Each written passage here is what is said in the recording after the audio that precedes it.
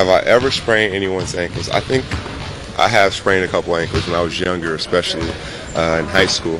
I sprained some ankles and didn't mean to. I was just trying to be creative with my dribble, but that's what ended up happening. I think the crossover is so effective because you can use it with either hand. You can go either way with it. A lot of people don't want to be crossed over, so sometimes you set it up just by doing a regular straight line drive, and that sets up the crossover for later on in the game.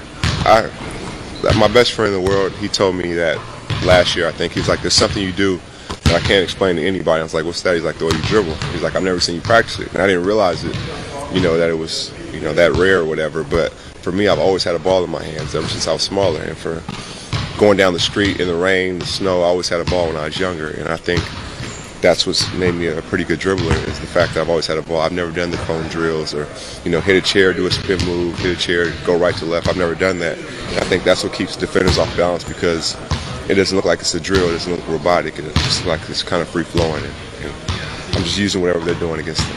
Jamal, a former Sixth Man of the Year, said that there are a few main crossover moves that he uses, including the hesitation, the hang dribble, a right-to-left move, a left-to-right move, and something that he calls the shake and bake. So the hesitation dribble is basically using the dribble through your legs, stutter stepping, and just giving some type of pause, either going left to right or right to left before you do a move. The hang dribble is going to come down and you pause a little bit because you're hanging it out there and you're kind of holding it there, and you can go right or left, or you can cross over. It keeps defenders off balance because they don't know what you're going to do. Right to left, you're starting in your right and you're ending in your left hand, and then just opposite, come down, left, right. You're starting your left hand and then your right, so it's left to right. So you go either way. Shake and bake, I made it when I was 16 on accident. There's really an extended version, but the short version is coming down through the legs, behind the back.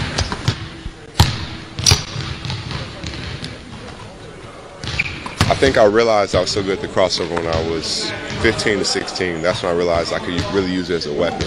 Before that, I was just dribbling really without a purpose. But once I saw that it was effective, I saw I can keep it in my game. How I can implement it in my game now, because you kind of evolve usually and you don't get a chance to do what you've been doing. So luckily we have tape and I can go back and look. And I use and steal some of those moves I was doing then and put it in my game now.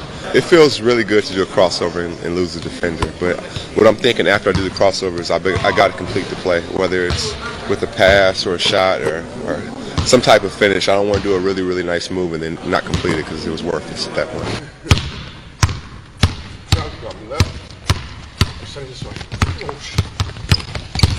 Oh, shit. That's it. I'm done. 3, 2,